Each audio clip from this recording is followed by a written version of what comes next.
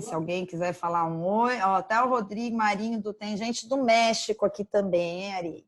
Uhul! Ó, Nono! E aí? Ó, Boa noite. o Robertão, Salvador aí. Salvador Que ao fundo. delícia, gente. Reinaldo, tá? Tem bastante gente. Eu vou dar aí mais uns minutinhos para o pessoal ir entrando. Maravilha, tranquilo. Silmara, tudo bom? E aí, Silmara, tudo bem? Boa noite. Boa noite. Para você de tarde ainda ou já é de noite aí em Los Angeles? Não, é tarde, só à tarde, 5 horas da tarde. Então ainda tem até sol, né? Ainda tem. O fuso aí tá para trás, né? Ainda bem. Exatamente. Mais fácil, né? Que delícia, gente.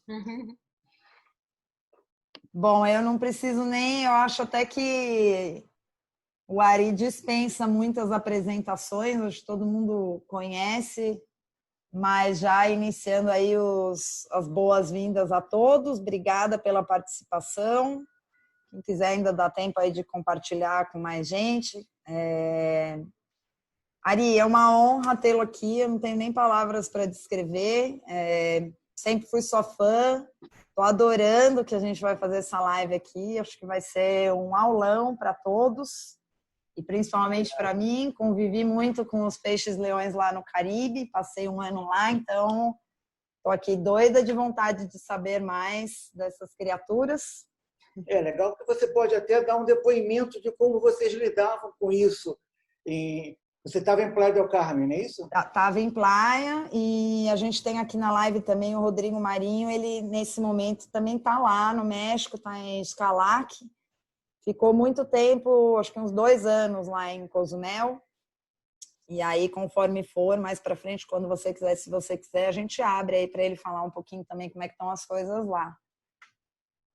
Maravilha. A gente faz uma entrada e depois a gente discute as experiências de quem teve. Porque é legal essa discussão de experiência, né? A ideia da live até veio em cima disso, né? Eu tenho meus cursos, várias pessoas que estão aí, tive a honra de serem meus alunos, tanto de foto como de vida marinha. Eu adoro pesquisar sobre vida marinha. Eu acho que fuçar, né? Não adianta só identificar os bichos, né? É legal você saber como é que eles se comportam, como é que a coisa funciona. E fuçando para o meu curso de identificação e comportamento de peixe, eu comecei a ir mais a fundo na história do peixe-leão, comecei a pesquisar artigos, comecei a pesquisar literatura. Falei, vou fazer uma live sobre isso para o pessoal meu, dos alunos. Daí veio a história de fazer com a Quero Mergulho, que foi um grande prazer receber esse convite. E a gente vamos falar juntos aqui. Enquanto eles não chegam no Brasil, né, a gente vai falando deles. Depois a gente vai ter que botar a mão na massa. Se um dia eles chegarem no Brasil, vocês vão ver que a coisa não é fácil, não. É um boom, né? A gente sabe que eles se reproduzem rápido e são predadores. Bom, sem querer, obviamente, né, entrar na sua especialidade, mas é perigoso também, né, por um lado. Até aproveitando que o pessoal está entrando ainda, eu não me lembro se tem 1 ano, se tem 2 anos, teve um relato em Arraial do Cabo de verem um peixe-leão. Mas isso aí foi uma coisa, sei lá, algum gaiato que tinha aquário botou o peixe-leão lá, não sei se depois deixou, tirou de volta, só para tirar uma fotografia, porque realmente não tem como chegar um só, né? E chegar em Arraial sem primeiro passar em toda a costa, né? Em relação à água fria, vocês vão ver que eles aguentam água fria. No Arraial do Cabo, Arraial água é fria, mas vocês vão ver que no papo que apareceu peixe-leão no litoral de Nova York. Então, para vocês terem uma ideia de como é que os bichos se adaptam. Sim. Ari, vamos fazer o seguinte, só para a gente combinar aqui com todo mundo, então. Foi 2015, mas foi capturado. Gente, fantástico. A gente está com 40 pessoas aqui, tá? Como a gente vai fazer? Eu vou ficar de olho aqui nos comentários e nas perguntas. Quando pertinente, eu te interrompo, ou quando sobrar um espaço. Porque como você vai compartilhar a sua tela aí, vai ficar difícil para você ver o que o pessoal está escrevendo aqui. Então, à medida dos comentários, das perguntas, eu vou te fazendo. E aí, pessoal, para vocês, tenham paciência, porque é difícil também manejar aqui 40 pessoas com comentários e perguntas, então eu vou aos poucos lendo. Eu vou colocar todo mundo no mudo, tá? Para não correr o risco aí de alguém deixar o microfone aberto sem querer, e aí a gente ter algum ruído atrapalhando, até o próprio eco. E eu só vou pedir cuidado, porque aí a tela ela fica meio aberta, às vezes a pessoa passa a mão, faz uns riscos na tela e a gente depois fica aí lutando um pouquinho para tirar, tá? Então é isso aí, eu vou colocar todo mundo em mude. Ari, você também vai ficar, eu já logo em seguida vou te mandar uma solicitação para você liberar o seu microfone, tá? Beleza, vamos lá. Então vamos lá, peraí, deixa eu fazer todas essas parafernálias aqui.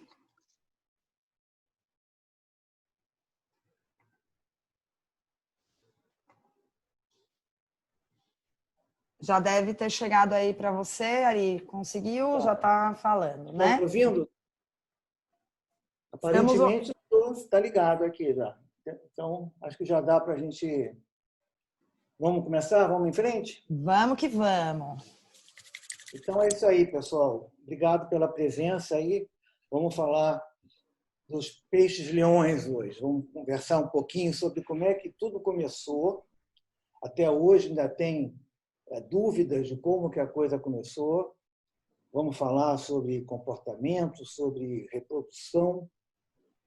Vamos passar uns 2 videozinhos aí, para vocês terem uma ideia de como é que, às vezes, o negócio aglomera de um jeito que fica realmente difícil de lidar.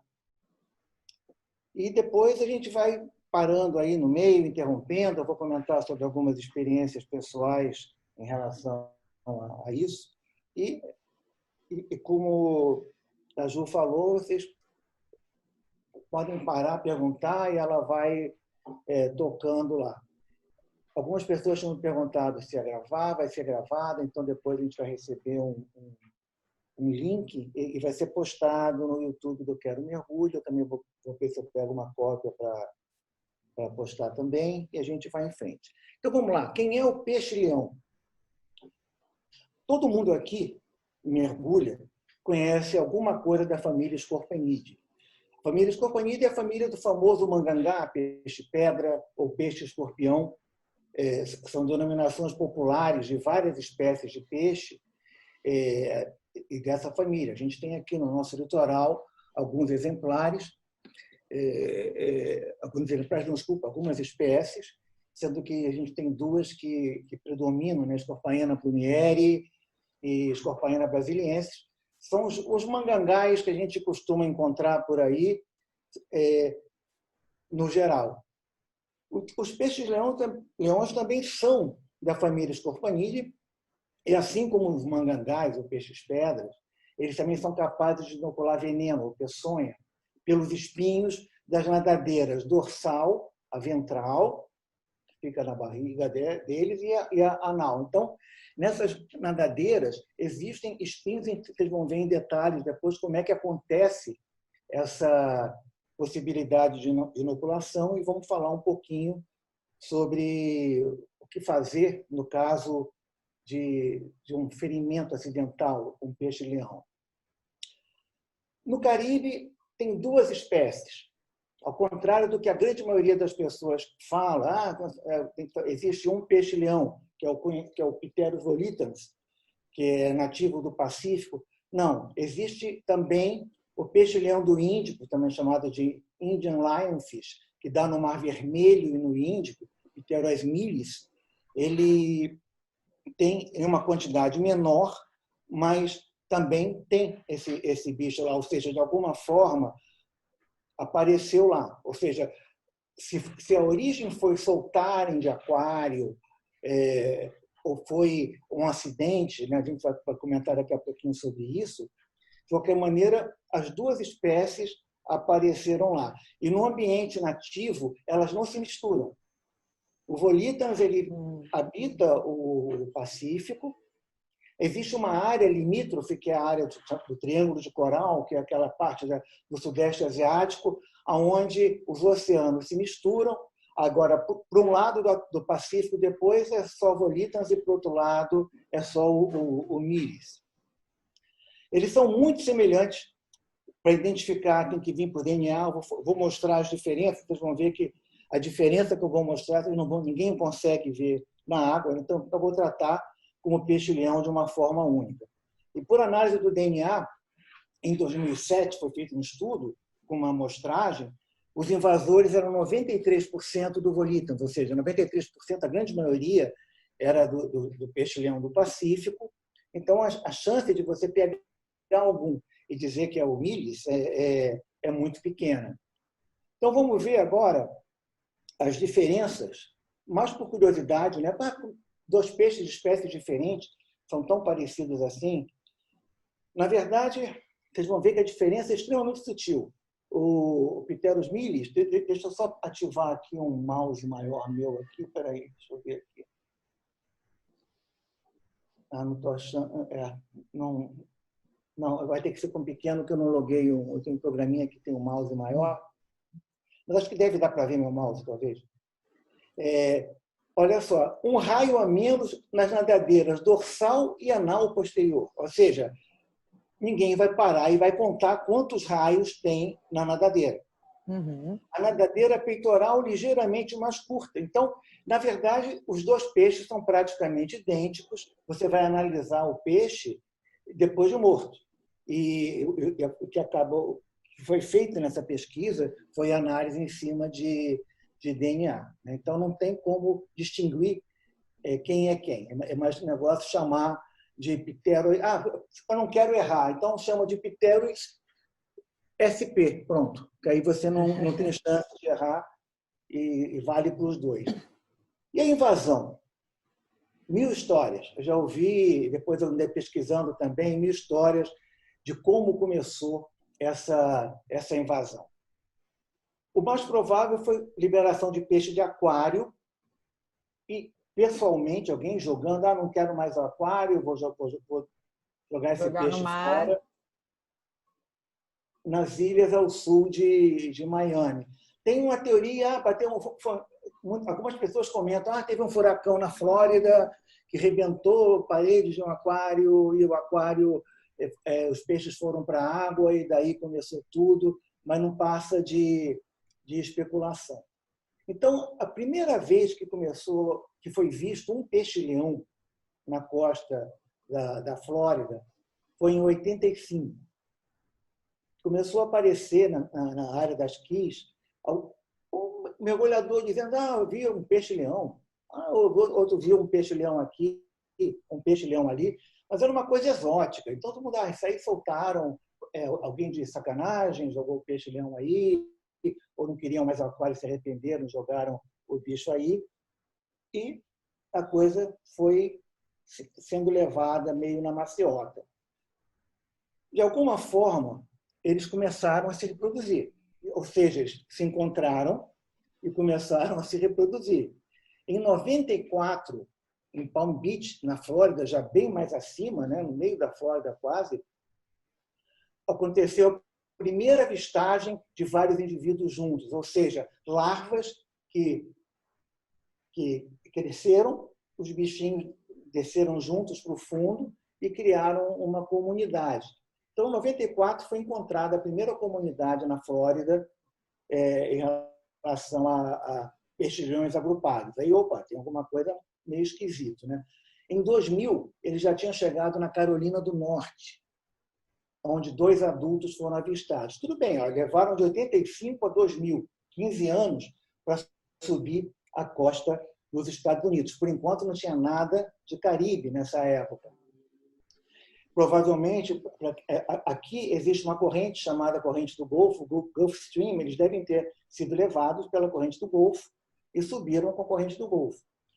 Aí, em 2001, teve mais 17 avistagens nos estados do norte, até que 2 juvenis, ainda em 2001, foram avistados em Long Island, New York. Ou seja, os bichos chegaram ao estado de Nova York, já quase no Canadá.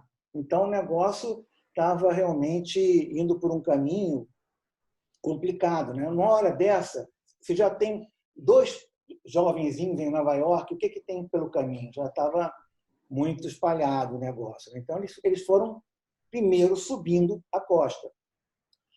Depois, também em 2001 ainda, desculpe, acharam um filhote em Bermuda. As ilhas Bermuda, isso aí fica a 650 milhas dentro do Atlântico, mais ou menos em frente às Carolinas, aos estados da Carolina do Sul e Carolina do Norte. Então, você vê que o bicho, de alguma forma, conseguiu, a larva dele, navegar 650 milhas e foi parar nas Bermudas. Aí você dizia, não, será que foi alguém que soltou nas Bermudas? Aí já começa a ser também uma especulação complicada. É muito mais fácil dizer que ele realmente derivou para lá de alguma forma. Em termos de milhas, o total que eles caminharam, então, desde a Flórida até Nova York, quanto que dá? Eu não sei, mas deve ser muita coisa, né? Sim. Deve ser bastante coisa. Um longo caminho. Um longo caminho. Aí, a coisa foi indo. Próxima vítima, que acabou sendo o epicentro da coisa mesmo, virou Bahamas. 2004, os mergulhadores começaram a avistar um peixe-leão aqui, um peixe-leão ali. Os relatos são de que os caras viam um peixe-leão, achavam lindo, bonitinho, tiravam fotografia, olha lá o peixe-leão. Aí tinha gente que procurava o peixe-leão. Pelo que eu li a respeito, pensava, que legal, tem peixe-leão, vamos achar um peixe-leão. Procurava e deixava lá. Ou seja, o negócio era ver o peixe-leão. Aí, em poucos meses, eles já tinham se espalhado por todos os pontos de mergulho das Bahamas. Começaram a descer as ilhas, as Bahamas, até chegar em Turks and Caicos. Em 2006 já não tinha uma ilha das Bahamas que não se encontrasse pelo menos um bichinho desse. E a grande vítima e que gerou a proliferação maior, na minha opinião pessoal, foi Cuba, em 2007. Né? Aqui que eu entro mais ou menos na história, porque eu levava grupos, eu ainda levo, mas só que agora não estou levando, acho que não tem nem tendo grupo de mergulho para lá e para cá. Eu levei alguns grupos de mergulho para fazer workshop de fotografia em Cuba. E a gente mergulhava em Cuba do lado sul, no lugar chamado Jardines de la Reina, que é um lugar extremamente ermo. Então, eu estive lá em 2010, 2011 e 2013. Em 2010, a gente achava peixe-leão, todos os mergulhos tinham, mas eram aqui, um ali. Você não deixava de ver, mas você via, às vezes, e uns parrudos, tinha uns enormes. Um aqui, outro ali. Ninguém mexia com eles, os próprios guias não mexiam com ele. Quando voltei no ano seguinte, a coisa já estava drástica. E em 2013, os próprios guias tentavam, porque nessa área de Jardines eles fazem shark feeding. Então, os guias tentavam convencer os tubarões a comer o peixe-leão. Os próprios tubarões não se queriam. Era difícil o tubarão querer pegar o peixe-leão. Eles espetavam, né, com a fisga o peixe-leão, aí o tubarão vinha, esfregava aquele negócio na cara do tubarão, o tubarão passava. Eventualmente, algum tubarão pegava o peixe-leão. E eu li que em outros lugares, alguns peixes só começaram a comer o peixe-leão porque os guias fatiavam o peixe. Ou seja, descaracterizavam o peixe como sendo um peixe-leão. Porque quando o predador via que era um peixe-leão, dava aquela, isso aqui eu não quero. Aí começava a botar retalho de peixe para conseguir fazer. Só que não adianta nada, porque na natureza o peixe vai estar inteiro. Então não adianta o cara treinar o peixe a comer um retalho se ninguém vai ficar retalhando o peixe-leão o tempo todo. Então, aí a coisa foi apertando. Quando deu em torno de 2010, eles já ocupavam toda a área do Caribe mexicano, Honduras também, entraram por Porto Rico, Jamaica, já foram e migrando para o leste, entraram pelo Golfo do México também, que não aparece aqui na foto, e quando chegaram no sul do Caribe, né, no limite oriental do Caribe, do lado lá das ilhas Bonaire, etc., por volta de 2011. Então, nessa época, você já tinha peixe-leão desde de Nova York.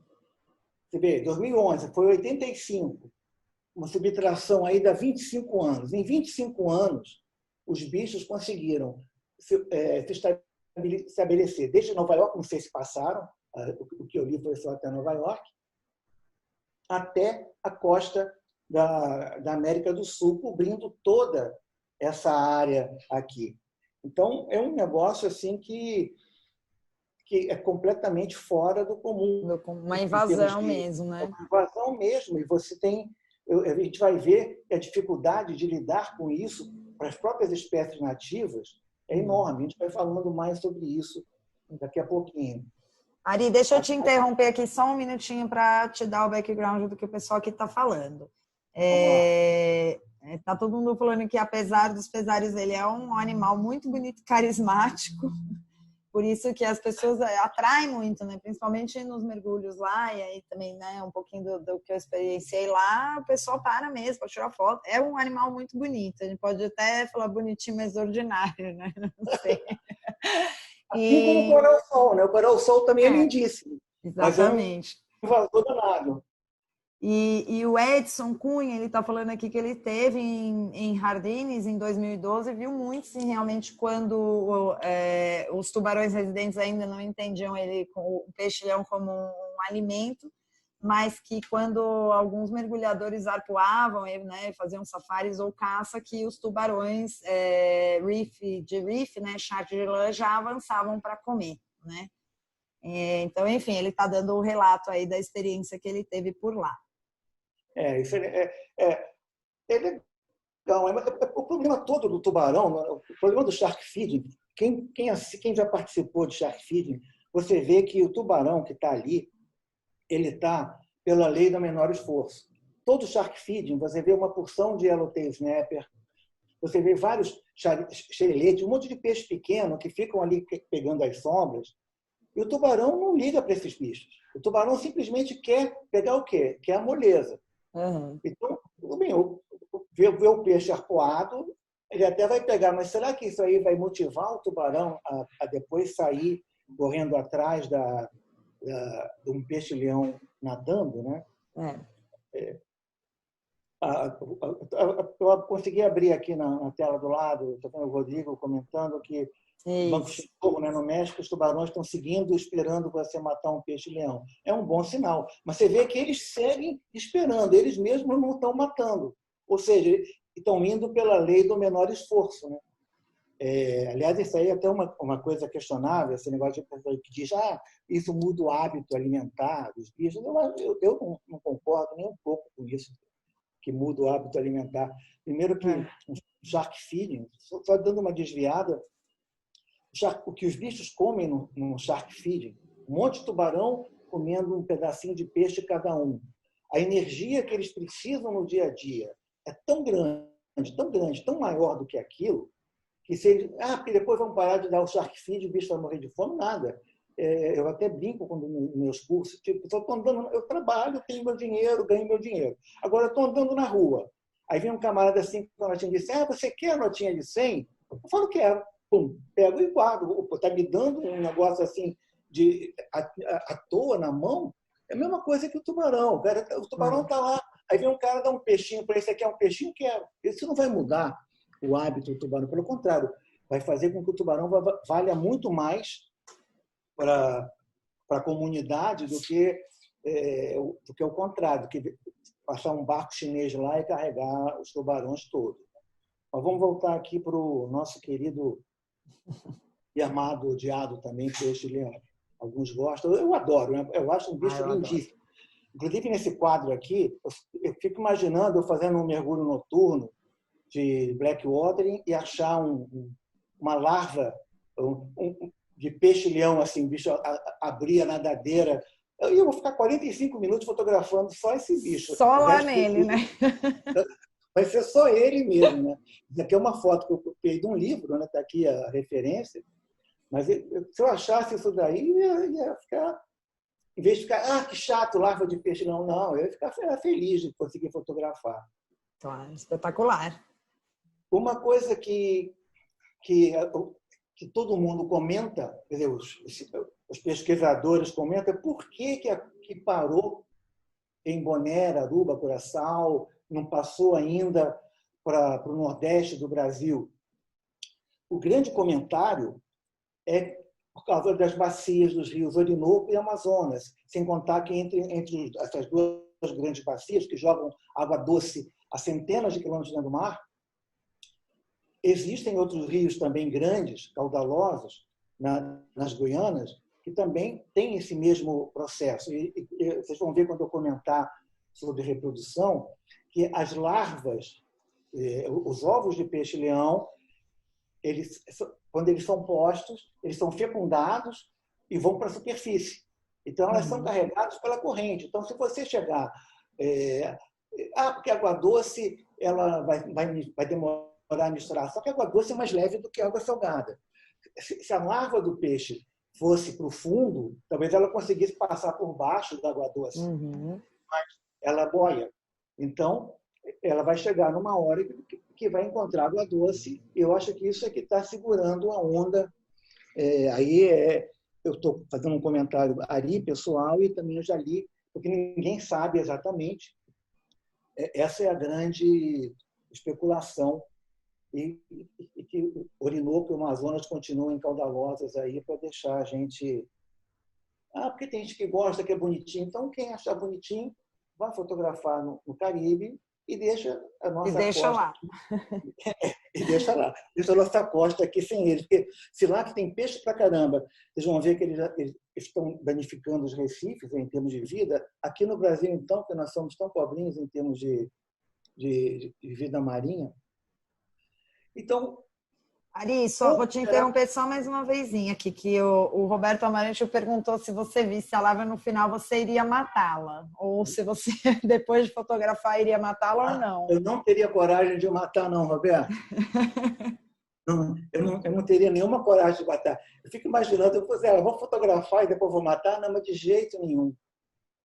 Já teve uma pesquisadora de tunicados, que é um tipo de animal bentônico de fundo, que eu mostrei umas fotos, ela falou para mim, quando você encontrar isso daí, você coleta, porque esses aí não foram ainda descritos. Não tenho coragem de chegar lá e arrancar o bichinho da pedra, deixa ele quieto lá, se não foi descrito, se depender de mim, vai continuar sem ser descrito ainda.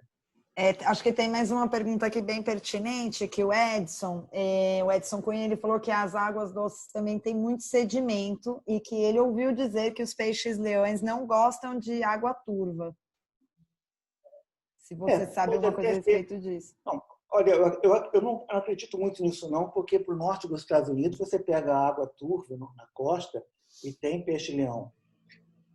E o peixe-leão adulto, eu vou comentar sobre isso depois aqui ainda, nas pesquisas dos peixes-leões adultos, eles tendem a ficar numa área muito próxima de onde eles fincam base. Ou seja, quando a larva vira peixinho e vai para o fundo, eles tendem a morar por ali. Então, não existe migração, ao menos em termos de estudo, do peixe-leão adulto sair nadando para outras paragens.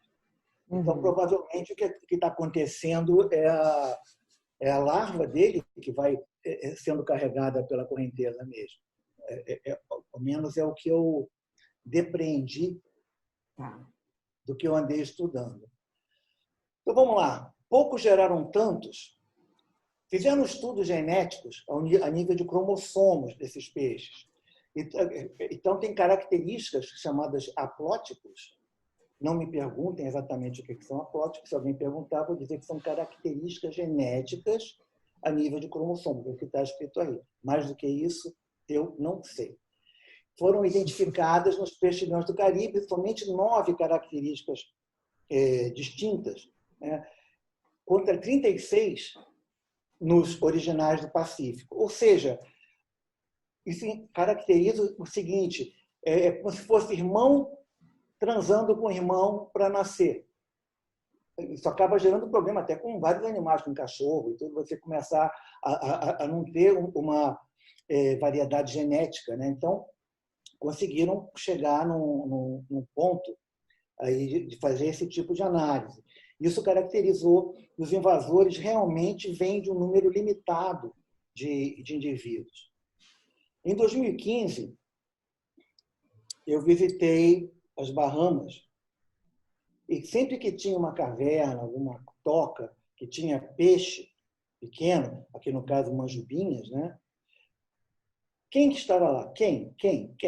Eram eles. Ou seja, não tinha uma garopinha comendo isso, algum outro bicho. Era peixe-leão. Agora imagina, olha só essa cena daí. Você tem uma toca cheia de comida, ou seja, peixinho à vontade. Olha o banquete, é só eles ficarem ali comendo. É só eles ficarem...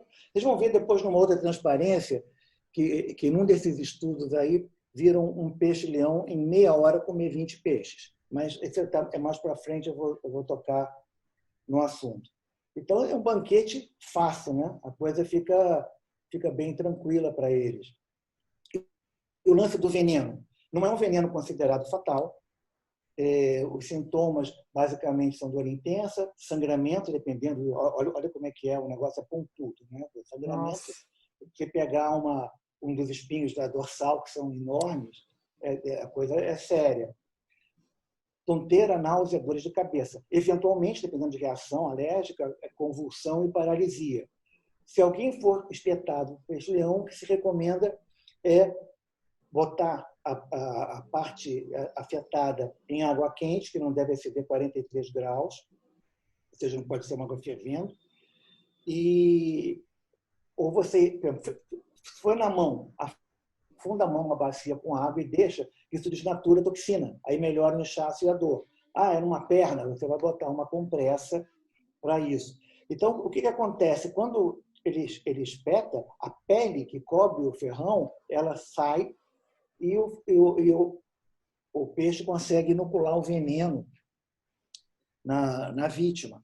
Inclusive, vocês vão ver depois num videozinho que eu fiz, que a tendência do peixe-leão, se ele se sente ameaçado, é ficar de costas para você com a nadadeira dorsal eriçada. Porque ele sabe que se você vier por trás para pegá-lo, a nadadeira dorsal é que vai ser a ferramenta dele defensiva.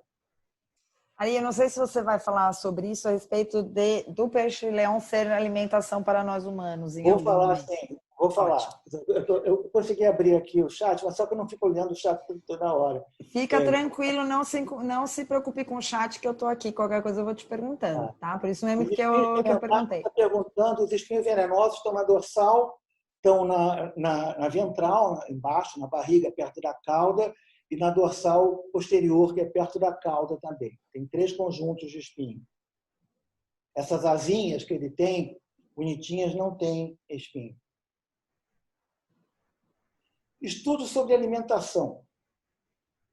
Com a invasão, o pessoal começou a fazer uma série de estudos, né, para ver como é que poderia combater. Então, em 2009, foi feito o primeiro grande estudo, um exame de conteúdo estomacal de mais de 1.000 peixes-leões abatidos em vários locais das Bahamas. Esse foi um estudo regional, um estudo feito em Bahamas. Nesse estudo, acharam peixes de 41 espécies diferentes, de 21 famílias, e esses peixes foram 78% do conteúdo. E o resto foram crustáceos, principalmente camarões e alguns moluscos. Os peixes-leões mais profundos comiam mais molusco e os peixes-leões mais do raso comiam mais peixe, porque eles conseguiam pegavam com armadilha também, não era todo mundo dando tiro, né? Então tinha também captura com armadilha. Então, nesse estudo viram que os juvenis, os pequenininhos, preferiam comer os invertebrados e o adulto tinha preferência pelos peixes. E a alimentação do peixe-leão principalmente acontece à noite e tem picos ao raiar do dia e ao escurecer. Ao longo do dia, a tendência do peixe-leão é ficar quieto, geralmente em toca, geralmente abrigado ou parado. Até você vê, às vezes, peixinhos nadando perto dele, para lá e para cá, e ele não faz nada. Ou seja, ele tem um horário de alimentação que normalmente é noturno. Inclusive, no Mar Vermelho, o Pteros milis, ele segue o mergulhador para comer na luz da lanterna. Você está mergulhando, daqui a pouco, quando você vê, lá bota a máquina, quando você vai fotografar alguma coisa, daqui a pouco você vê entrar na frente da tua foto um peixe-leão e pegar o seu modelo e levar o seu modelo embora. Bem, então vamos lá, falar mais um pouquinho de alimentação. Em 2012, ainda em Bahamas, pegaram um recife de coral e resolveram fazer um estudo de declínio de biomassa. Começaram a controlar, fazer o pessoal de estatística, né, não contam peixe por peixe, contam por área. Então, começaram a acompanhar durante um tempo e depois viram que ao longo de um ano teve 65% de declínio de biomassa de peixes que habitavam esse recife. Isso não mexiam no peixe-leão, deixavam a coisa acontecer. E viram, também registraram peixe-leão comendo peixe-papagaio e cirurgião, que são peixes herbívoros e são muito úteis no controle das algas que se sobrepõem a corais. A alga, ela briga com coral e esponja por substrato, né? O fundo do mar é um loteamento de briga. Qualquer espacinho que alguém possa se fixar vai ter uma briguinha ali. Então, esses peixes herbívoros, eles ajudam a controlar as algas. E com isso, os recifes de coral mesmo, eles ficam mais fortalecidos. Então, se começar a matar os herbívoros, você começa indiretamente a prejudicar também o próprio recife de coral. E aí que causa o desequilíbrio, então, do ecossistema. E aí as consequências vão se desdobrando, né? Isso. 2018, estudo multirregional, incluindo Bahamas, outras ilhas do Caribe, a costa americana, fizeram de novo esse apanhado. Aquele outro foi 2000 e pouquinho, agora 2010, 2012, sei lá, 2012. Em 2018 fizeram um outro. Nesse aqui, deixa eu só voltar para mostrar um negócio para vocês aqui. 2009. Você teve 40 e poucas espécies. Em 2018, pegaram 167 espécies de 78 famílias de peixe dentro das barriguinhas de 8.175 peixes-leões. Ou seja, eles cada vez comiam mais. E não tinham escolha. Tipo assim, eu vou comer só o barrigudinho tal aqui, que é gostosinho. Não. O que aparecia pela frente, eles mandavam para dentro. E a pesquisa acabou concluindo também pelo tamanho, né, que eles procuram presas que cabem nas bocas. Existem peixes que dilatam a boca e comem coisas até maiores do que o próprio peixe, como o peixe-sapo, por exemplo, o frogfish. Mas no peixe-leão, eles buscam um equilíbrio de tamanho em relação à boca. E foi encontrado um peixe com 87 itens diferentes no estômago, que bonitinho, né? Aí aquela história que eu já comentei com vocês, no incidente separado, um dos pesquisadores viu um peixe engolir 20 peixes em apenas meia hora, ou seja, ficaram seguindo lá o peixinho e a coisa foi. O Cassiano teve um lionfish no aquário, alimentava com peixe japonês. Você não soltou não, né, Cassiano? Vê lá, hein? Vê lá se aparecer um peixe-leão por aí, você vai ver só, hein? Os comentários ali que está todo mundo aqui falando é que é uma prática comum já lá no Caribe, enfim, em Belize, no México, o pessoal está falando aí, inclusive na parte ali de Mahauá, Escalac, que eles fazem safari e depois de fazer o mergulho safari, eles limpam e fazem ceviche, você se alimenta. É tipo uma atração, disso, né? Eu vou falar disso já. Vai ter Imaginei. Em relação ao Pacífico, as populações continuam estáveis, ou seja, no Pacífico não tem esse boom que tem no Atlântico, e os pesquisadores estão tentando estudar lá o que mantém essas populações do Pacífico estáveis. Então, nos estudos, o que parece é que o peixe-leão ele é mais predado no Pacífico enquanto ele é larva e quando ele é muito jovem.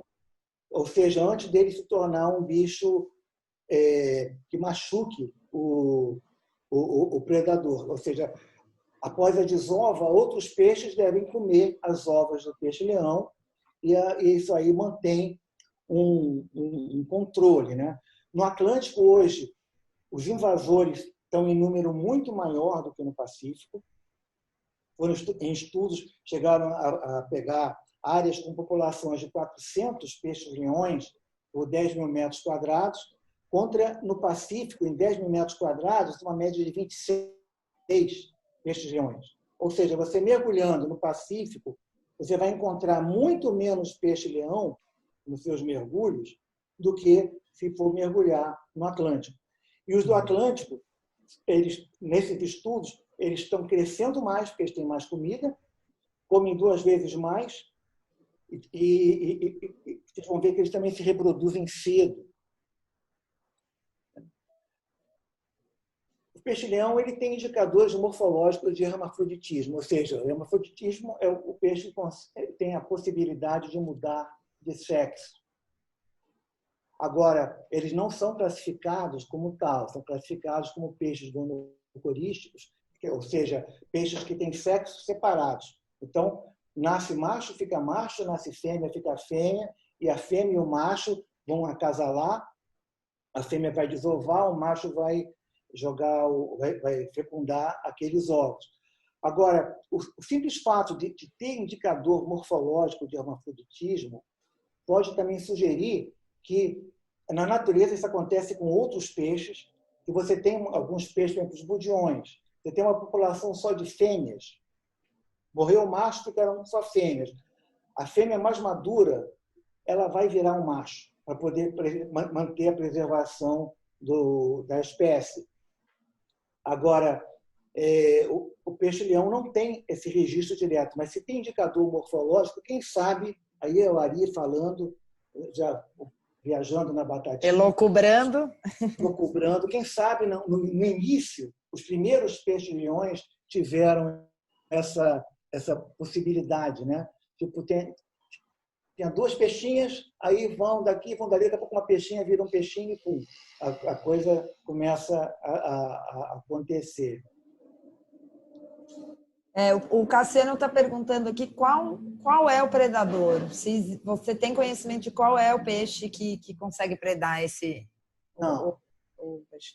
Especificamente, não. O pessoal está tentando fazer com que vários peixes predem, mas até 2018 não tinha nenhum peixe assim que você pudesse chegar e dizer esse cara gosta do peixe-leão. No Atlântico se tornam reprodutivamente ativos com tamanho em torno de 20 centímetros. E dependendo, olha que legal, dependendo do seu tamanho, as fêmeas postam entre 1.800 e 42 mil ovos a cada 2 ou 3 dias. Nossa. Aí você imagina o que é isso, né? Tem peixes que postam mais do que isso, principalmente peixes pequenos, como sardinhas, porque são base da cadeia alimentar. Então, eles reproduzem muito para poder servir de comida para outros. Agora, não dá nem... Se você pensasse que a fêmea postar, ela vai pôr, né? Postar é se ela tivesse Facebook, ela provavelmente não tem. A fêmea vai pôr 1.800 ovos. Você já acha uma coisa assim, meu Deus do céu, que coisa absurda. Imagina 40 mil a cada 2, 3 dias. E o pior que está por vir agora é aqui, ó. Em algumas regiões, a desova é o ano todo. Não é um período, na noite de lua cheia, ele vai desovar, que nem corais que desovam numa determinada época, uma vez ao ano. Não. Isso aqui é direto. Direto, não Agora, para. não tem registro documental de alguém assistindo desova em água aberta. Existe registro documental da corte em aquário, ou seja, casal em aquário fazendo o procedimento de corte, a fêmea botando os ovos, o macho fecundando os ovos, mas no mar não acontece isso.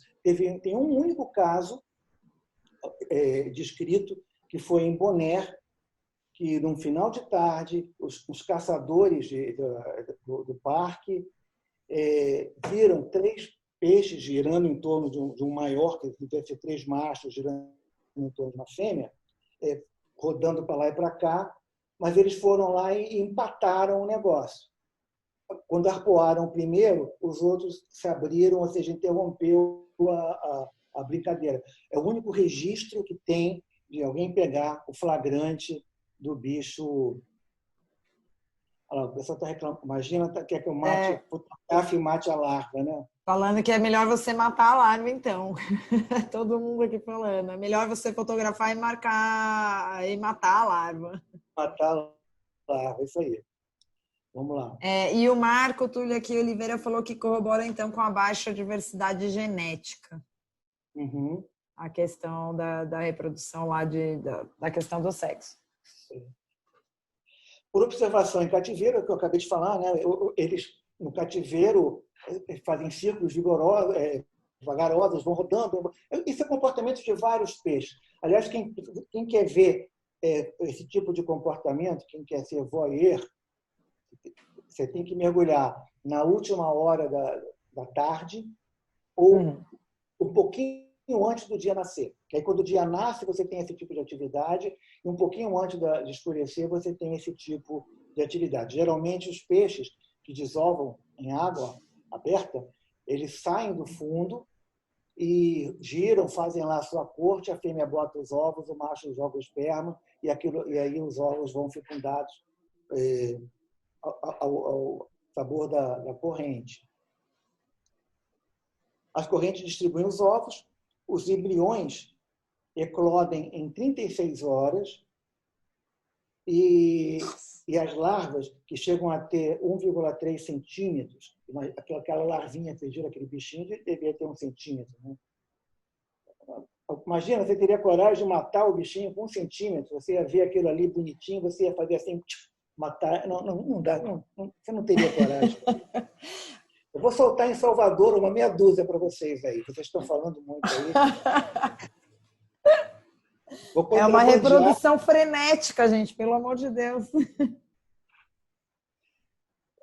O Roberto Amarante, ele mergulha muito na área numa parte rasinha lá, onde tem o Yacht Clube de Salvador. Ele seria lindo para encher de peixe-leão. Vai ficar muito bonito ali. Uma população linda de peixe-leão. Vamos botar lá, Roberto. Vamos contrabandear do Caribe. Vamos levar para Salvador alguns. Bem, as correntes fazem a distribuição dos ovos, né? E essas larvas, entre 25 e 40 dias, elas vão para o fundo. Quando o bichinho vai para o fundo, ele já é um peixinho-leão e já está mandando ver, já está trabalhando em cima lá da busca de alimento. Normalmente, nessa época, eles vão comer primeiro os invertebrados. Como são combatidos os invasores? Agora vamos falar um pouco disso daí. A primeira providência que começou a se tomar foi através de abate, né, por fisgas e arpões. Ou seja, é um bicho que ele é lento, ele é muito confiante na estrutura de ferrões dele, né, na estrutura de espinhos. Então, ele fica meio parado, ele se eriça mas não sai correndo. Então você vai lá, consegue fisgar. Foi a primeira atitude que o pessoal conseguiu fazer. E aí começaram a criar eventos de caça ao peixe-leão. E começaram a também explorar comercialmente isso. Essa foto aqui é de Curaçao, isso é um instrutor, mas eles têm um outro cara aí que era cliente, que está também com um tubo desse, vai aparecer daqui a pouco. Eles vendem um passeio para matar peixe-leão. Alguém comentou aí que depois a pessoa pega o peixe-leão, vai limpar e vai comer. A pessoa que pega pode pegar o peixe e levar para comer, se quiser. E a carne parece que é muito boa. O veneno não se espalha pela carne. Então, vamos lá. Em 2009, uma organização chamada Reef Environmental Education Foundation, a sigla, os caras botaram um nome que desse a sigla Reef, depois de monitorar desde 2007, patrocinou um evento de caça nas águas superinfestadas da ilha de Abaco, em Bahamas. Em um final de semana, nesse evento de caça, removeram 1.408 peixes. E aí, isso daí gerou a ideia, vamos fazer isso, vamos ganhar dinheiro com peixe-leão e, ao mesmo tempo, vamos nos livrar do peixe-leão. O famoso unir o útil ao agradável, né? Exatamente. Aí foram criados pratos tendo o peixe-leão como principal elemento. E os restaurantes locais divulgam esses pratos. Então, você vai, por exemplo, Bonaire, você tem restaurante lá que no cardápio tem lá peixe-leão. Eles incentivam as pessoas a comerem. Muito mergulhador, ele come para ver, troço exótico, deixa eu provar o peixe-leão. E acabam comendo até pelo exotismo, né? E outra maneira também que tentaram, mas eu já comentei que não funcionou maravilhosamente bem, foi treinar em mergulhos de alimentação, né, feeding dives, treinar os peixes a gostarem de peixe-leão, porque foi uma coisa aí que em alguns lugares deu certo, em outros não deu. Esse deve ser uma coisa muito regional, né? Deve ser um negócio muito específico. Olha aí, aqui os caras estão andando com esse pote, né? Esse pote ele tem um plástico, né, em cima que abre só para baixo. Então o cara espeta essa fisga, na hora que ele afunda no pote, quando ele puxa, o peixe fica preso essa parte plástica aqui, cai ali dentro e vai enchendo esse negócio aí de peixe-leão. É uma maneira, né, de explorar turisticamente e melhorar. Agora, em nenhum momento os caçadores acharam que capturar peixe-leão seria um caminho para erradicar. Simplesmente era uma maneira de controle. E é muito complicado, realmente, porque você tem um mergulhador recreativo que vai até 30 metros, 30 e poucos metros. E o peixe-leão, tem peixe-leão a 70 metros, 80 metros de profundidade. Nossa. Então, eles ficam fora da área de caça. Você consegue controlar a parte rasa, isso já é fundamental, porque é onde tem os peixes pequenos, onde estão os filhotinhos de peixe de Recife. Todo peixe pequeno que se alimenta ligado aos recifes de coral, recifes de coral depende de luz. Luz está no raso. Esses peixes que vivem no meio do coral também estão no raso. Se você conseguir controlar o peixe-leão no raso, já é uma grande coisa. E depois começaram a pegar peixe-leão no fundo com armadilha e começaram a ver que eles comiam mais era crustáceo no fundo, principalmente camarão. Em 2016, eu estive em Bonaire, conheci o pessoal lá do Parque Marinho, cheguei a sair com eles algumas vezes. Essa também foi a última vez, eu botei em 2016, depois eu não fui mais a Bonaire.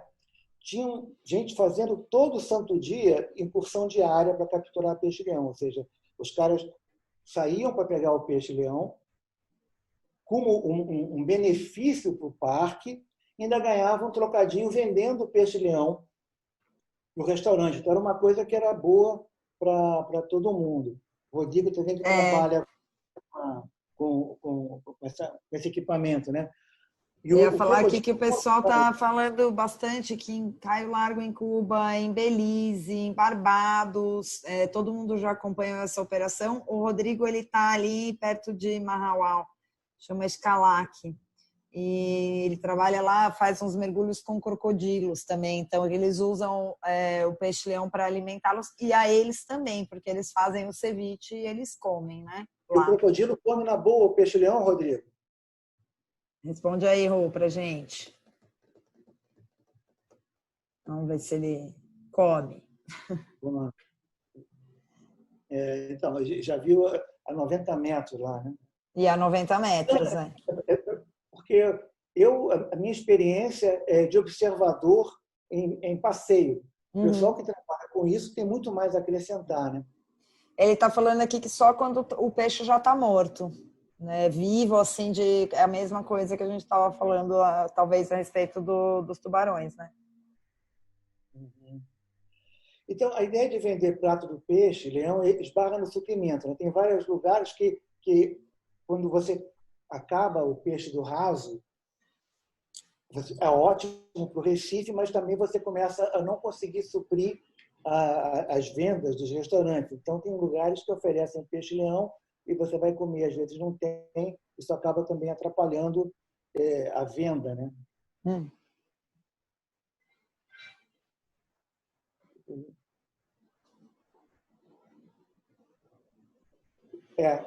Outra coisa que eu li nas pesquisas é que os peixes, com o tempo, eles aprendiam que aqueles caras que estavam ali passeando eram perigosos para eles e começaram a sair fora do alcance do mergulho recreativo, ou seja, eles começaram a ir mais profundo em função disso.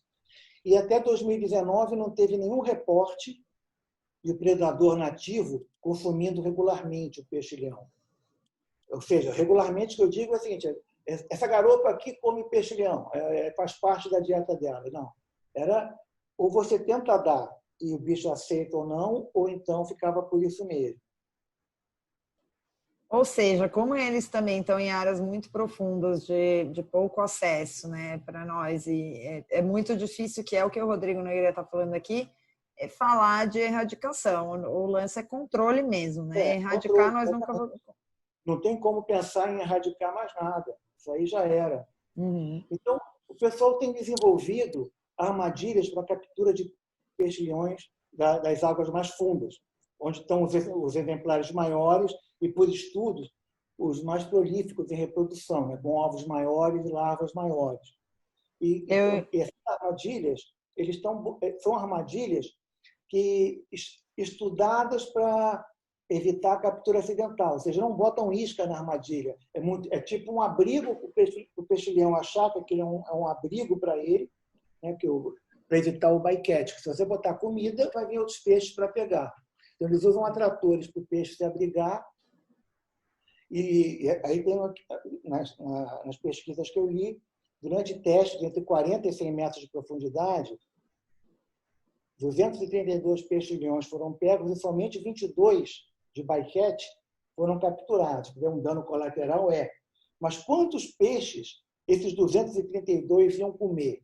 Certamente muito mais do que os 22 que vieram de azar dentro da tal da armadilha. E os que ficam em áreas mais profundas, eles são maiores. São. Eu tive essa impressão, são mesmo, né? Pelo que eu li... Gigantes, peixes-leões gigantes em mergulhos mais a 30, 32. Realmente, mas assim, exuberante a beleza, né? Maiores, então você via melhor os detalhes, mas a gente ficava assim, minha Nossa Senhora, que problema. A invasão está entrando na terceira década. Os pesquisadores estão muito mais armados com dados de pesquisa, a destruição causada é grande, mas não houve ainda reporte de extinção de espécie. Ou seja, houve lesão em recifes, houve estudos por diminuição grande de indivíduos, né? Mas não teve nenhuma espécie que possa se dizer, não, essa espécie aqui foi extinta por causa do peixe-leão.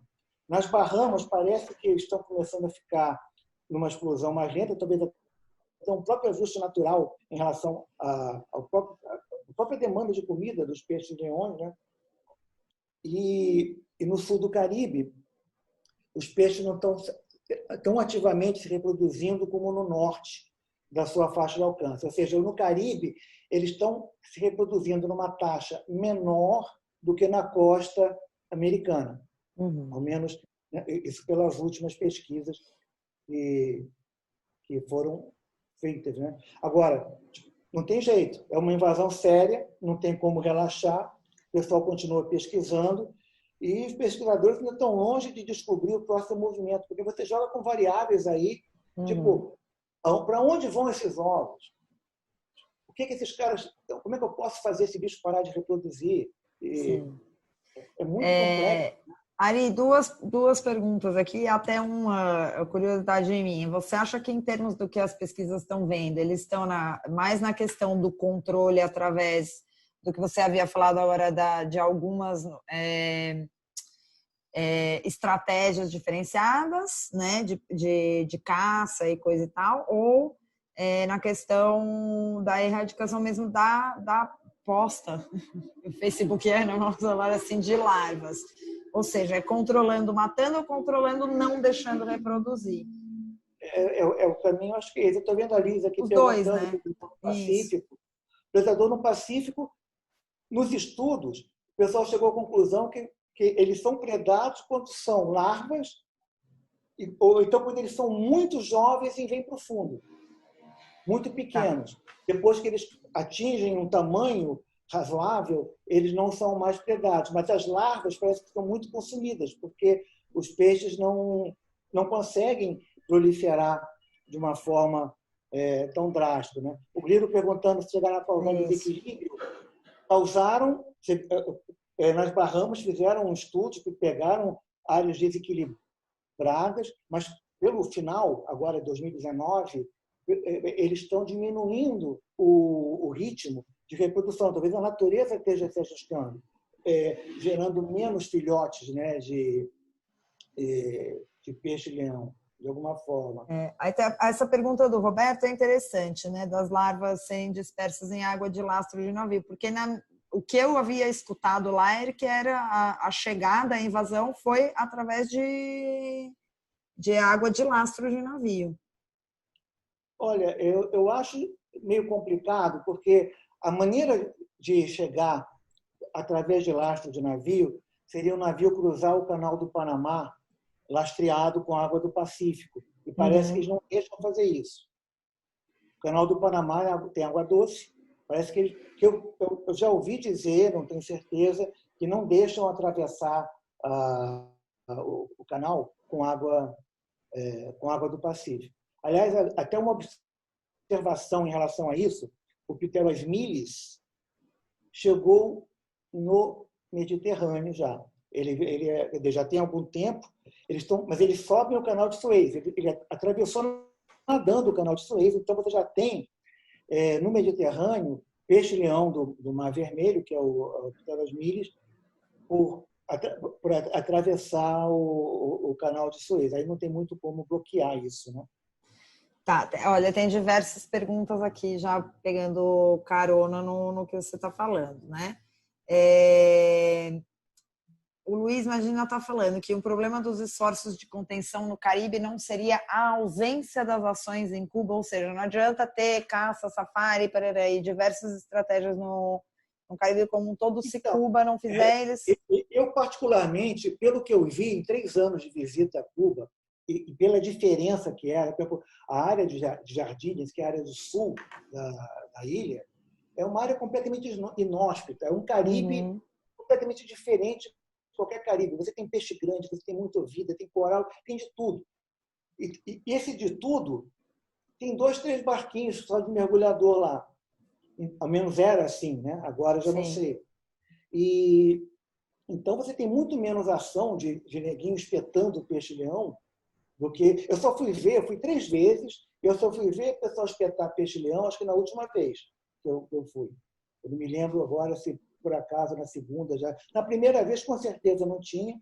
2010, 2011, não me recordo 100%, mas eu me lembro que eu fiz até vídeo em 2013 e peixe-leão lá, os caras tentando dar para o tubarão esnobando o peixe-leão. Imagina, até foi comigo numa dessas, eu não sei se ele vai lembrar de ver peixe-leão lá. O Roberto perguntando do Caribe para o Brasil, seria possível se você tivesse simplesmente correnteza que trouxesse o peixe-leão, ele não vai vir nadando. Mas por lastro, por lastro de navio também não. Olha, água de lastro, eu não sei se o bicho ficaria o tempo suficiente, né? Por exemplo, o coral-sol, todo mundo diz que o coral-sol ele se espalhou através de lastro de água de lastro, né? Por causa dos grandes petroleiros, principalmente na área de Curaçao, Aruba, e Bonaire, que tem na lastro, ele vem em plataforma, né? O Rodrigo está dizendo aqui que vem em plataforma, petróleo. Agora, eu não sei te dizer se especificamente o peixe-leão conseguiria ficar dentro de uma água de lastro durante muito tempo. Até porque, você vê a historinha dele lá. A larva fecundada, 36 horas, o ovo fecundado em 36 horas vira larva, aí ele fica um número X de dias para poder virar o peixinho mesmo, né? Pode ser, de repente, será que ele veio numa...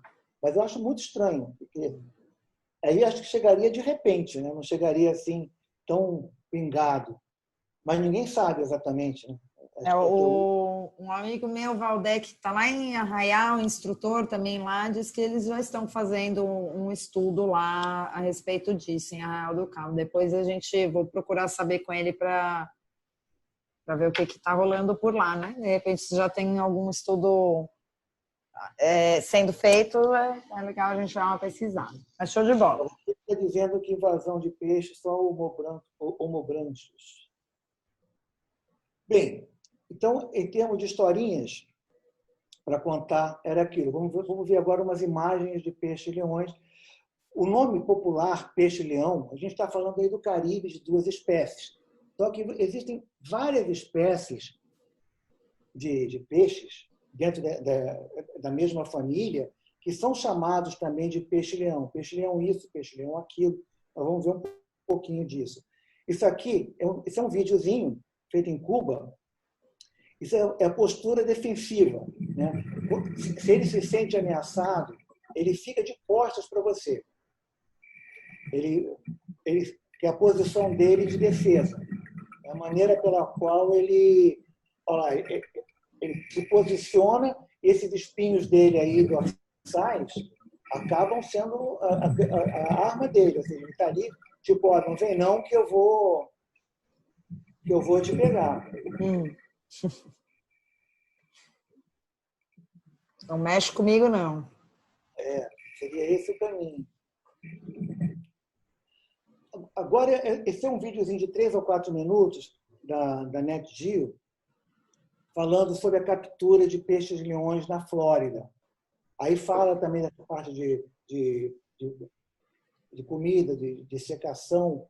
Vale a pena em inglês, mas é curtinho, acho que vale a pena dar uma olhada. Olha, it's likely that the invasion started sometime in the 1980s. That's when the first was a lionfish just north of Miami. You have an animal that once it invades can really increase in population numbers very rapidly.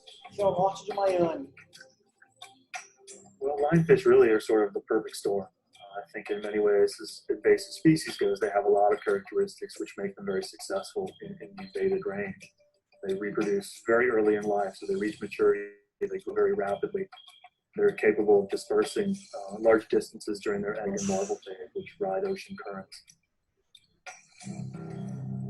A species that has venomous spines, they don't seem to have many native predators or predators in their invaded range here, so it's possible that because they're so armored with the venomous spines that they don't have a lot of natural predators, which would lead them to basically not Estou falando being eaten. que não tem In predador general, one natural of the para os major espinhos. impacts that we're going to find from this is essentially the fact that they're eating a whole variety of our native species. For one, they're removing prey that would have been available for many of our native fish stocks, like snapper and grouper, that are feeding on similar small-bodied reef fishes. They're also certainly having a direct predatory impact on many of those small reef fishes.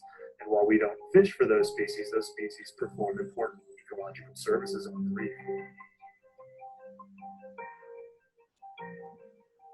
Very little is known about lionfish biology and ecology. Our research program on lionfish here in northeastern Florida is trying to characterize a lot of the life history traits of lionfish. So we're looking at things like how fast do they grow, how many times do they reproduce, how many eggs do they produce. Most of the fish that we get for our work is actually through collaborations with local fishermen. Many of those folks are very interested, obviously, in what's going on with their ecosystem, supports their livelihood. Acha fotinho Very para eager to botar help. tudo isso. We get examples from a huge geographic area that would cost us thousands of dollars to run our own research program.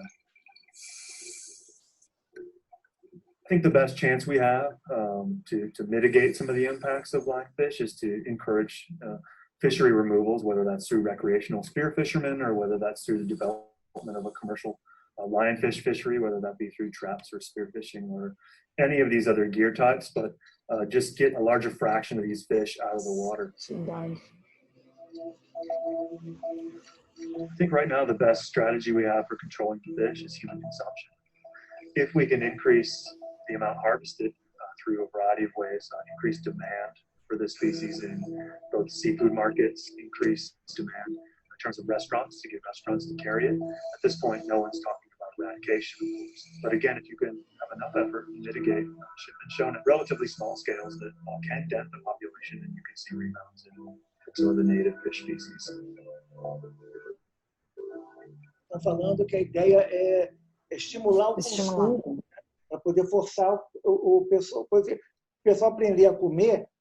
Comercialmente, as pessoas vão querer pegar mais peixe para poder vender e nessa já consegue dar uma melhorada. Agora, você imagina, aquilo ali era um recipezinho daquele, o cara estava, aquela quantidade ali é um negócio de louco, né? Imagina você chegar ali, se aquilo ali, sei lá, em 50 metros quadrados, imagina o resto que devia estar em volta. É interessante que eles não têm o impulso e o instinto de fugir, né? Eles ficam ali realmente paradinhos, então... Eles têm a defesa dele, né? A defesa deles é exatamente a confiança que eles têm nos espinhos. Então, esse é o Pteros milis, é o lionfish, o da esquerda é um juvenil e esse maior é um adulto, nas Maldivas. Eles variam um pouquinho a cor. Esse aí já é um coroa, esse daí já é bem escuro, né? Já é grandão, isso aí já tipo um veterano.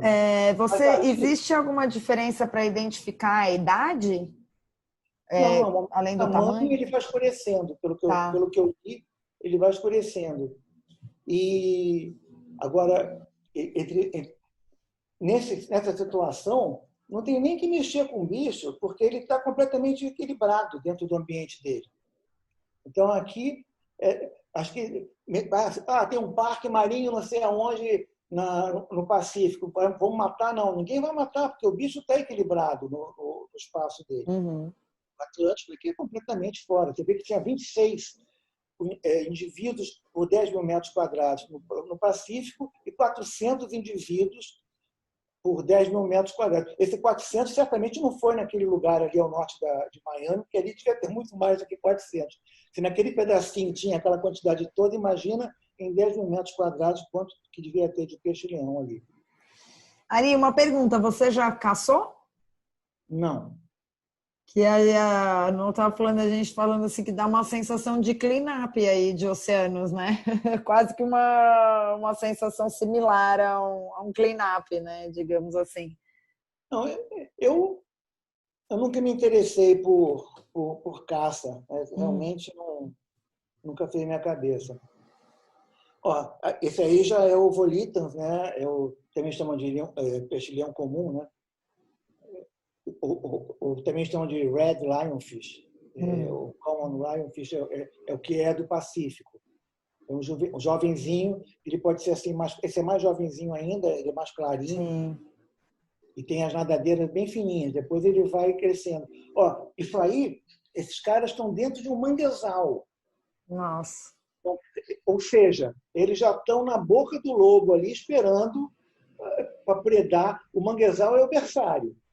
E os bichos já ficam no manguezal, tipo de boa ali, para comer os peixinhos que nascem, né? Ou que estão se reproduzindo no manguezal. Eu já vi uns lá bem avermelhados. Então, tanto que chamam eles de red lionfish, né? Mas a cor não é determinante da espécie. É muito bonito. Esse é um adulto de bonaire. Que é um bicho lindo, não tem É lindo, é lindo. Não tem como...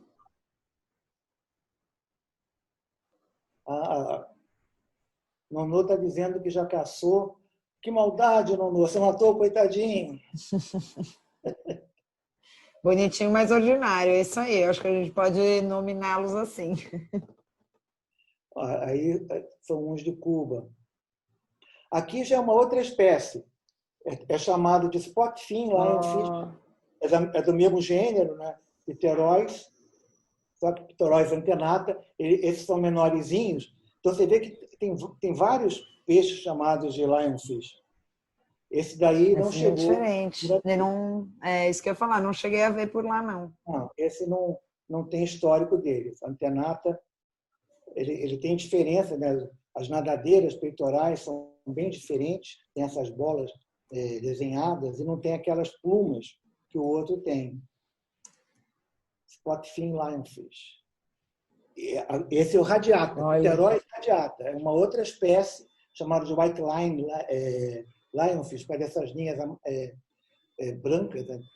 Você vê que também ele tem fiapos. Né? A nadadeira peitoral ela não é com aquelas plumas que o outro tem. Nossa, é bem diferente, né? Muito diferente. Esse, então, é um outro gênero. Dendroquilos, esse é outro gênero, já saiu fora você vê o gênero, né? Para quem está vendo, é o primeiro nome, a primeira palavra do nome binomial é o gênero. Pterois é o mesmo gênero dos que estão no Caribe. Esse daqui ele já é de um outro gênero, mas também é chamado de lionfish pela característica física. Você vê que o nome popular não é determinante para dizer espécie nem nada, né? Esse aí seria, em alguns lugares ele é chamado de dwarf, né? Lionfish anão ou lionfish de nadadeira curta, dependendo do lugar onde ele está. São bonitinhos também. São pequenos esses, o próprio nome diz. Zebra lionfish. O zebra lionfish. Dendrochilus zebra.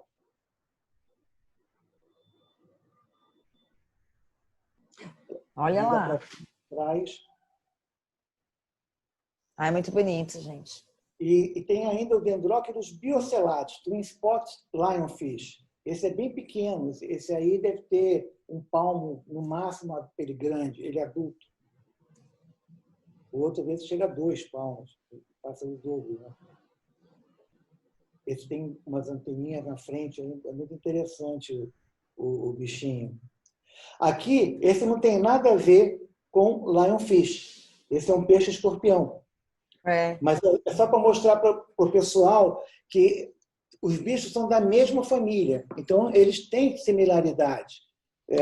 Esse camarada aqui, os espinhos dá para ver. Também são venenosos. Ele tem umas nadadeiras peitorais grandes, embora não sejam plumadas, né, que nem os lionfish. Mas você vê que, no geral, o fato de ser da mesma família, você já tem uma similaridade do peixe. Já dá para ter uma ideia, mais ou menos, como é que o bicho é. A Nonô está perguntando mais ou menos quantos tipos existem no mundo. Olha, do gênero Pterois, eu pesquisando no Fishbase, eu vi 17 peixes diferentes. Do gênero Pterois, que é o gênero do... Agora, pelo nome popular, eu não sei te dizer, porque aqui, depois daquele outro, Dendrochilus, já é outro gênero. Eu só olhei, o Pteroides tem 17, eu tenho fotos de 5 ou 6. Infelizmente, vou ser obrigado a ir lá de novo procurar para completar a minha coleção. Aí tem uma pergunta do Marco Túlio aqui. Ele está perguntando se vai ter fotos agora para falar o nome. Eu acho que você vai precisar ler aí. Não tenho foto de escorpionídeo criptobêntico, não. Escorpionídeo. Tá.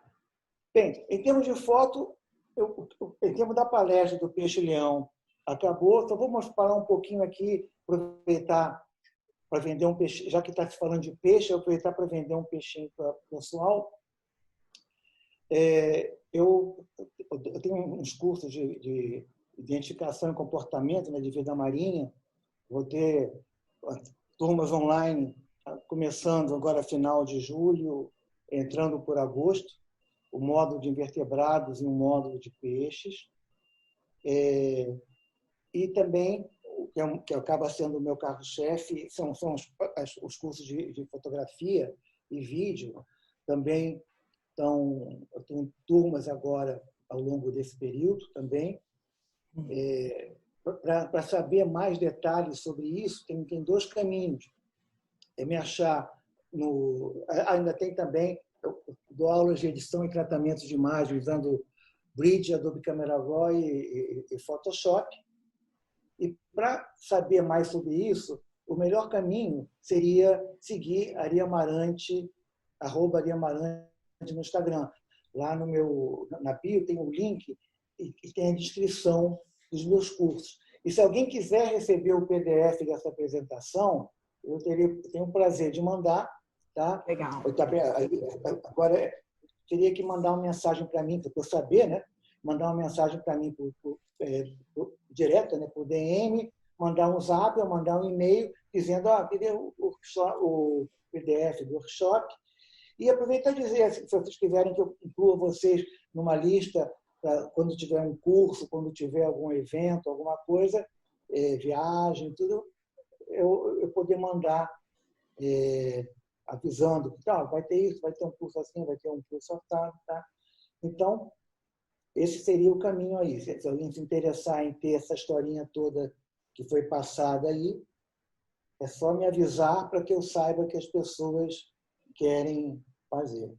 Agora eu também, Ari, você é nosso parceiro aqui na Quero Mergulho. Nós vamos divulgar todos esses cursos chegando perto. A gente solta lá para todo mundo ficar de olho. Eternamente grato. E o Flávio está avisando aqui também que na nossa bio, lá naquele Linktree, a gente também está colocando um link para chegar e entrar em contato direto com você. Tá? Então, lá a gente também vai fazer esse link. E pode ter certeza que é um assunto que eu gosto de conversar. Então, quando nos cursos meus eu mostro tanta foto de tanta coisa de interação, tudo que o pessoal diz que eu sou voyeur de peixe, que eu fico violando a intimidade dos bichinhos lá na hora que... Eu adoro observar, né? Eu paro, se puder ficar, às vezes, observando o comportamento, eu paro e fico curtindo aquilo. Eu gosto muito de aprender em loco, né? Aprender vendo o que está acontecendo. Então, algumas outras... Deixa eu ver aqui. O João dizendo que os meus cursos mudaram a forma dele de ver os mergulhos. Eu agradeço muito. Profundo no Mundo, fazer o Marine Life, será uma beleza, será um prazer. Maiara, obrigado aí pela recomendação do Marine Life. Ari, se você quiser descompartilhar aí a tela para a gente ver a carinha de todo mundo, geralmente aí no fim das nossas lives a gente convida todo mundo a abrir a câmera para a gente se ver. Então vamos lá, deixa eu sair daqui. Compartilhei. E aí, eu estou aqui também, já está permitido para quem quiser falar alguma coisa. A gente só peça para ser um negócio meio controlado aqui, para não falar todo mundo de uma vez só. Então, vamos combinar assim, levanta a mão e aí a gente abre. O Flávio está aí para falar alguma coisa? Hoje ele abriu a câmera, gente, olha que coisa linda. Estou até com fundo, estou até com fundo. E aí, Flávio, diga lá. Tudo bem, Ari? Primeiro, Obrigado aí por participar com a gente, viu? Obrigado a vocês pela oportunidade. Foi sensacional. E, na verdade, só queria avisar aqui, ó, no chatzinho, eu coloquei o Linktree do Ari direto, que aparece todos os cursos dele, tá aí no chat. E também eu vou disponibilizar no nosso Linktree, que está na nossa bio também. Deixei lá, cursos Ari Amarante, e aí é só clicar lá que vai para o Linktree dele, tá bom? Ari, parabéns, viu? Obrigado, Muito Flávio. legal, e eu tô de olho nesse curso GoPro aí que... Opa. Por mais que eu já edito, mexo bastante, sempre é bom, né? Aprender um pouco mais, Na sem verdade, o direto. curso é muito mais, nem envolve muita edição, envolve muito mais a parte de movimentação de câmera Legal. e enquadramentos, né? Como você fazer as cenas para o teu vídeo ficar agradável e o comportamento da luz na água, que acaba sendo mais importante, que as pessoas ignoram um pouco, depois reclamam que está tudo muito azul, que está tudo muito sem quê. Não, vou fazer sim. Eu tenho às vezes eu uso filtro, às vezes não, aí eu desencanto o filtro, só uso minhas lanternas e arrumo na edição, mas enfim, lá a gente conversa disso. Valeu, obrigado aí Abraço. pela chamada, um abração. Rô, Marinho, quer entrar aí e falar um pouquinho? Você que está aí vivendo na pele diariamente a companhia dos nossos queridos Lionfish, você falou, tiver alguma coisa aí para complementar? Na nossa mesa tradicionais, o famoso...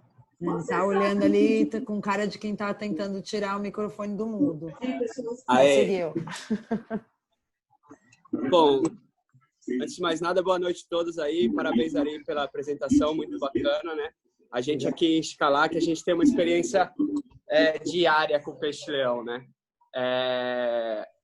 Aqui, além de a gente alimentar os crocodilos, nas expedições que a gente faz para o Banco Chinchorro, a gente está sempre aí, os guias estão sempre tentando capturá-los. Eu, particularmente, eu não gosto, não. Eu fico meio triste de matar, então eu prefiro mostrar para os turistas, mesmo sabendo que eles são espécies invasoras, mas não me gusta matar o peixe-leão, né? Mas é muito incrível aqui, porque nos dive sites em Cozumel, antes, quando eu estava em Cozumel, muitas operadoras matavam os peixes-leões, né? Então, em alguns pontos de mergulhos mais rasos, a gente não avistava mais os peixes-leões. Mas quando a gente ia mais fundo, encontrávamos e grandes, espécies grandes, né? Aqui em Xcalá, que é mais remoto, né? A gente é a única operadora aqui que tem Xcalá, que é bem no sul do México, quase fronteira com Belize. E a gente tem avistado muito peixe-leão por aqui. O pessoal tem o costume de matar e a gente costuma capturar para levar para os crocodilos, né? Para alimentar os crocodilos no Banco Chinchorro e também para comer. O ceviche, eu recomendo para todos aí o ceviche de peixe-leão, que é uma delícia. Se você tiver algum vídeo aí do crocodilo, vocês alimentando o crocodilo, eu tinha muita curiosidade. Pô. Se você tiver, me manda um link depois aí, tinha muita curiosidade. Mando sim. A gente geralmente captura e aí a gente tem uma excursão aqui de mergulho com crocodilo e a gente utiliza para alimentá-los, para eles ficarem próximos da gente e tal. Em Chinchorro, para vocês saberem, é uma região bem remota no México, no sul do México, e é uma vila de pescadores, né? São, creio que 40 pessoas que vivem lá de pesca e lá tem uma grande variedade de crocodilo americano. Então a gente faz expedições para lá para alimentá-los e usa o peixe-leão para atrair o crocodilo. E é muito legal porque além dos mergulhos com crocodilo, a gente faz os mergulhos em volta do Banco Chinchorro e o que surpreende é isso, os tubarões e as moreias, quando a gente precisa capturar os peixes-leões para poder fazer o mergulho com crocodilo. E quando você está mergulhando em Banco Chinchorro, é impressionante, porque o tubarão acompanha você o mergulho todo só esperando você capturar o peixe-leão.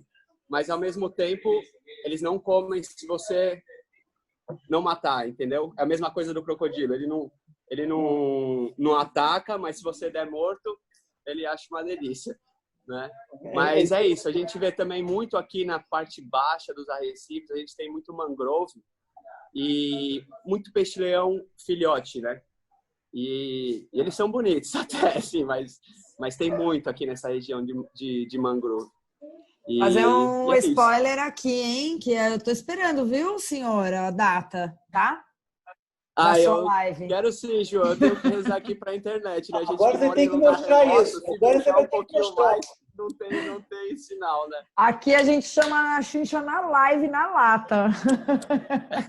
Agora tem que mostrar o bichinho. Eu vou te mandar, Ari, por e-mail o vídeo da alimentação crocodilo para você ver. Ah, legal. Eu te agradeço. Eu gostaria muito de ver isso. Essa parte de lugar ermo, eu estava se falando também de Cuba. Quanto mais ermo o lugar, menos providência você tem condição de tomar em relação ao peixe-leão. Aí ele prolifera direto. Nos estudos que eu li, o pessoal chegou a taguear peixe e depois tentava pegar os peixes tagueados. A maioria dos peixes tagueados não se afastava mais do que 400 metros do lugar onde eles tinham sido marcados. Ou seja, os adultos eles tendiam a ficar na mesma área. Então, você pega um recife desse ermo e que, de repente, tem pouca correnteza, os bichos vão ovular ali, o ovinho vai descer, eles vão nascer ali, vão crescer ali, vão ficar direto ali. Né? É complicado mesmo essa... E as avistagens aqui foram profundas, né? A gente teve pessoal aí fazendo mergulho técnico aqui nessa região que encontrou peixe-leão aí a 90 metros de profundidade e grandes, né? Porque eu creio que ali não tem muito bicho não tem nada, né? Para trabalhar com eles ali. Outra coisa que é interessante aqui que eles fazem é bijuteria de peixe-leão. Então muitos pescadores saem para caçar e vender bijuterias aqui. Então, é uma coisa que está incentivando aqui o pessoal de Xcalá a ir atrás e tentar matar, né? O pessoal que faz bijuteria. E aí, olha o Max aí. Max, cadê o peixe-leão de Recife? Não tem ainda não, Max? Max, é a próxima live, amanhã, hein, Ari? Amanhã o Max vai conversar com a gente. Aqui ainda não chegou, não. Ainda não chegou, né? Imagino. Para chegar aí, ele provavelmente vai primeiro passar Natal, ele vai vir pela costa. Também nem chega em Noronha, né? Porque Noronha está meio fora do caminho, mas... Aqui já chegou Coral Sol, né? A gente já identificou alguns naufrágios, mas peixe-leão ainda não. Eu acho que esse, então, esse não tem mais jeito mesmo de fugir dele, né? Isso aí É verdade. Está complicado. Mas eu acho que não vai chegar, não. Acho que ele não vai passar pelo Amazonas. Não. Se em 30 anos ele não passou, 20 anos, né? 25 anos, ele não conseguiu passar do Amazonas, acho que acaba não passando. Mas quem sabe, né? Tomara que não. Tomara que não. Para não desbalancear tudo aqui. Mas é isso aí, pessoal. Show. Valdex, você quer falar um pouco aí? Você comentou a respeito do estudo em Arraial. Se você quiser dar uma palavra para explicar para a gente aí em que pé que está, se você tem contatos, etc. Então, uma das pessoas que fizeram esse trabalho está aqui do meu lado, é a minha sogra, a Julieta. Eba! Ela tem trabalho publicado, tem um livro que fala sobre a invasão através de água de lastro, que aconteceu em Arraial, tem coral sol e tem o soft coral, né? Então ela tem um trabalho sobre isso, tem um livro, eu vou te mandar o nome do livro que ela publicou. Se bobear, vai vir aqui falar com a gente também daqui a pouco. A gente está aí, tem trabalho bom publicado, tem que vir contar para todos nós. Assim como eu, Julieta é bióloga, só que ela enveredou por esse lado da pesquisa e ela fez o mestrado, foi o mestrado? Mestrado e doutorado. Mestrado e doutorados com esse trabalho aqui em Arraial do Cabo. Ela trabalhava ali no Centro da Marinha, ali no IAPN, no Instituto da Marinha. Tem que mandar, então manda para a gente o nome do livro para a gente também soltar aí para o pessoal, a publicação. E vamos ficar em contato, com certeza, ótimo. Queremos tudo, Mando queremos sim. saber. O Flávio aqui O falando, trabalho foi feito na WhatsApp Resec nela. aqui de Arraial do Cabo. Agora, esse octocoral de Arraial pode ser invasor, mas que ele é lindo, é. É um invasor. Para o fotógrafo, esse octocoral daí é maravilhoso. Quando ele É abre... sensacional. Arraial é um lugar muito bonito. Eu sou de Fernando de Noronha, mas eu considero Arraial um lugar de mergulho muito bonito, muito impressionante.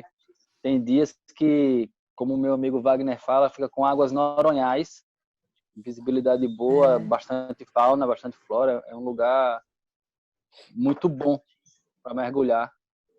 Ele dá uma, assim, os nordestinos, né, mergulhando em água a temperatura inferior a 20 graus, assim, você fica bem treinado porque você quer logo sair daquela situação, sair daquele estresse da água gelada. A água gelada. Arraial do lado de fora, para mergulhar em Arraial do lado de fora, tem que ser realmente preparado mesmo. Tem que ir com uma roupinha quente, porque eu já peguei 14 graus do lado de fora em Arraial, que com 15 minutos meu rosto já formigava, daqui a pouco eu não sentia mais o rosto. Comecei a tremer. 25 minutos eu saí da água que não dava. Com roupa de cinto, não dava para ficar.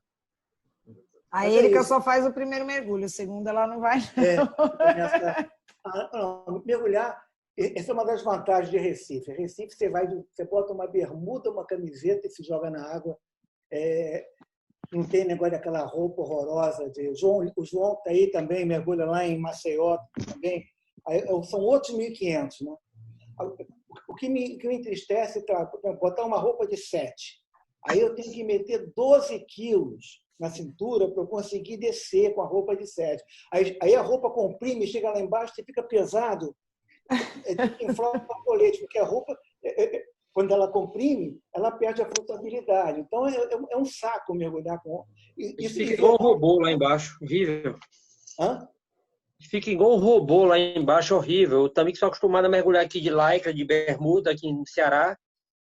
Pelo amor de Deus. Como a gente sofre, né? Em Cabo Frio, naquela região ali. A diferença é brutal. Eu nunca mergulhei de roupa seca, né? Alguns amigos já me disseram que se eu mergulhasse de roupa seca, eu ia adorar, não ia querer voltar atrás.